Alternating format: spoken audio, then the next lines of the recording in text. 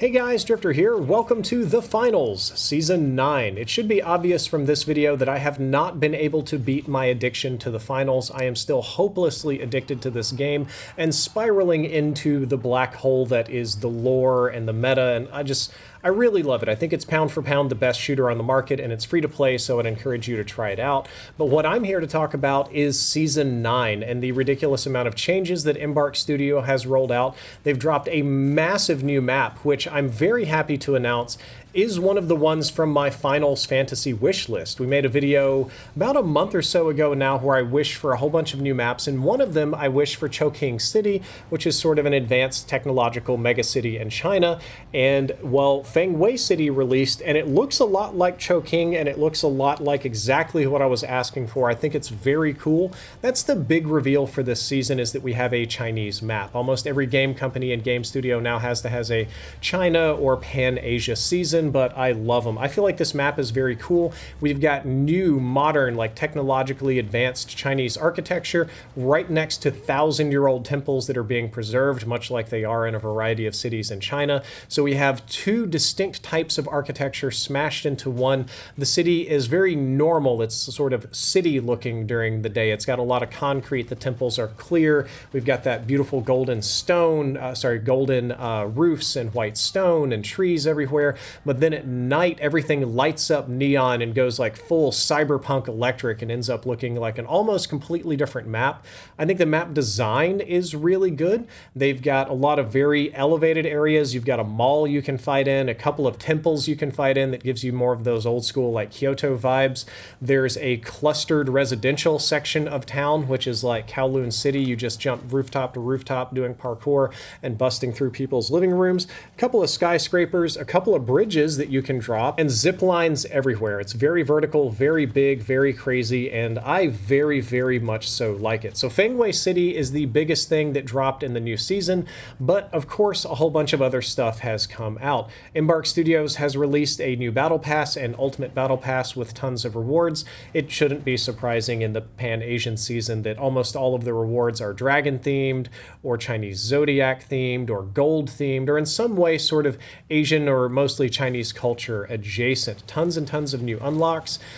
They also did a whole lot of improvements to the game that I really enjoy that I wanted to talk about here. And what I'm really saving up for is to talk about the new game mode. I love the new game mode, but I'm going to talk about it a lot, so I'm going to try to save that for near the end of the video. So other improvements is we have completely redone World Tour, where now every game mode adds to your World Tour score instead of just cash out, which previously you had to play a very specific sort of almost capture the flag, plant the bomb, deposit mode in order to gain ranked points, or there was a softer version of ranked called World Tour where you could compete on a leaderboard to gain points there. Now they've opened it up to where you can get World Tour points for Team Deathmatch, for the 8v8 mode, for I don't know if Terminal Attack is in anymore, for the 3v3 mode, the 12-man mode. You can do quick cash out, pretty much anything. And they even separated ranked from World Tour, so now there's ranked cash out, and then everything else is sort of World Tour compatible, which is very, very good. Of note, if you're playing the new season, since we're talking about cash out, unfortunately the brand new map, Fang Wayi City, is only available in the cash out mode right now, but that's kind of understandable because it's new and like realistically like 90% of people are in cash out all the time anyway, though I will say that Team Deathmatch is really underrated in this game. So they've done a lot to change matchmaking and modes and progression and stuff like that. A lot of the same sort of challenges are back, but sponsors have been redone this season. In previous seasons, you had to pick a sponsor and stick with that sponsor for a very long period of time. You were locked in.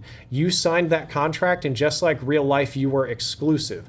Unfortunately, people didn't really like that because they would get FOMO at other people's sponsor gear, they would complete their contracts too quickly, have nothing else to unlock, and spend way too much of a season ultimately just locked in with one particular sponsor. So what they've done is they've opened the sponsorships where you can sign and then unsign and join a different sponsor anytime you want. So you can pick any of the 8 sponsors, which is, cosmetics and unlock and gear, sign up, and whenever you've got what you wanted, you can unsign and go sign with a different partner. They've really freed up contracts in a way that are freer than my contracts. And speaking of contracts, I would like to give a shout out to Logitech G, who is sponsoring this video. Logitech G currently manufactures my favorite gaming headset on the market, which is the Logitech G A20X headset, continuing from the Astro series.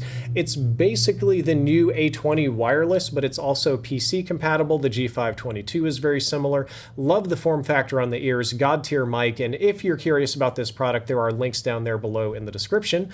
Now that we've moved on from my actual sponsor, whose products I do use, and I did use the headset and mouse and keyboard and everything to capture all the gameplay here today, some of the other changes that have rolled out included randomized skins. You can do randomized reloads. We're talking like if you have like 50 weapon skins, you can set it to cycle weapon skins kind of randomly from match to match. It can cycle animations from match to match. You can cycle your character skins. You can do a lot of kind of cool stuff like that. There have been bug fixes, quality of life improvements. They've brought more of the smooth destruction to more total maps. So the destruction in the game is really, really good right now. And I want to play a clip from the 8v8 mode, which we're gearing up to talk about, where I was running around with dual blades in a building that could no longer support its own weight and then collapsed in on itself, tilted sideways as if it's in an earthquake. I'm in a race against time to jump up onto the ledge to get elevation so that I can drop down onto somebody else with dual blades, running around in the chaos, cutting people up, having ceilings drop on me, getting stuck in the rubble. I found it incredibly fun. I found the destruction, being smooth destruction on basically every map in the game, to be unparalleled to anything in the gaming industry. And I guess I can't hold back anymore. Let's talk about the new mode, because this is what I'm really the most excited about. The Finals has added an 8v8 mode. Now, the game is no stranger to large teams. We've had 12-player modes in the past, but that is 12 players with 4 teams of 3, so you would have only 3 on your team. Well, now we have 8v8, and it's operating a lot more like Rush from Battlefield, where the enemy has to plant bombs and detonate 3 objectives before you move forward. They have a limited number of lives that they can use to push in with, and you as defenders have to defend and bleed their lives before they can capture the objectives. If they capture all 3 objectives, they get a refresh on their lives, and the map progresses to the next section.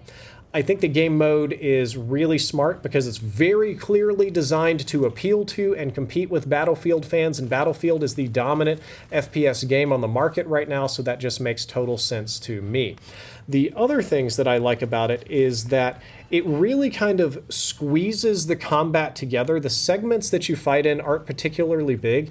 I would say they're double, maybe generously triple the size of the Team Deathmatch sectioned off maps, which again are not particularly big. So you have 8 people kind of squeezing in on a limited number of objectives. It's a lot more tactical when there's 3 objectives on the map. There's people being sneaky, there's people going for the closest one, trying to loop around to the back. But when you get down to the last objective, it's really 8 people versus 8 people smashing into each other, fighting over the point. And I think that this works really well in the Finals for a couple of reasons. First of all, I think the game does work well in big team battle modes in general. I think it frees up players from having to be stuck in a certain class. You don't have to say, oh, my team doesn't have a medium, we have to have a medium. In the 8v8 mode, you can just play whatever you want. It's like Power Shift in that regard. It can be very casual. But since your individual impact is lesser, your individual class choices are also lesser on your team. Nobody has to scream at you for healing or revives or anything like that. Albeit healing and revives are very essential to the mode. If you revive your teammates, you don't waste your coins, so you don't waste your lives and you have more pushes, but you don't necessarily have to. You also don't have to play a certain class. Like you can play all medium, all heavy, all light. It's just whatever you want. Interestingly, on the subject of classes, I find the 8v8 mode to be perhaps the only mode in the game where the light isn't the strongest class. So I like all the classes. I play all of them. I guess I'm tri-classual. I play around. The light being the most fun, so I try to play it as often as I can, even though I'm not particularly good at it. But I did find that in 8v8 mode, I think medium is dominant, having the ability to get defibs off and get coins back and heal and res. And a lot of their weapons, like the P90, dual blades, grenade launcher, AK, and stuff like that, work really, really well in the mode. Heavy works pretty well for shielding, for utility, to be the big boy with the grenade launcher to clear a room. Miniguns I thought would work better, but they really kind of don't for whatever reason. For medium, I think I had the most success with P90 and dual blades, because people just don't expect the dual blades. They still just shoot themselves like crazy. Light class, I feel like, has a tendency to get blown up a little bit easy because of the way it squeezes you together. It's a little bit harder to flank. We've got a lot more people camping, waiting, stalking. There's a lot more bombs and mines and grenades going off. As a light, there's just a lot of things that can one-shot you, so I don't feel that this is the best mode for light mains, but it can still be fun if you just want to play like a little mosquito that zips in and kills somebody and zips out, and you keep making your passes to whittle them down. That is an entirely acceptable option. The other thing is that it's a great mode if you don't have a team. The finals is a game that I love, but it can be absolutely brutal if you don't have two teammates that you're in really good communication with. Like, if there aren't people that you can solidly rely on to make certain plays and do certain things, the game gets a lot less playable. It gets a lot less fun, a lot harder, in my opinion. But in the big team mode, none of that is quite as impactful. You don't have to communicate with your teammates. You don't have to talk to them orally as much. You don't have to be as on top of everything as you would do in the normal 3v3 mode. So I think that works really, really well. And overall, I'm just generally liking the new season of the finals, as you can tell.